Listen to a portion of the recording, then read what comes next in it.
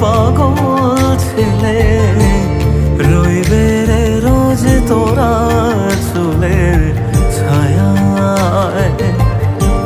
তুই নাকি মাসার বোঝনি, তোর কাছে নয় কিছুই কঠিন। তোর ওই দুটি চরণ তলে থাকবো আজীবন। শ্যামা মা তোর চরণ ধরে থাকতে দিস রে জনম ভরে আমার।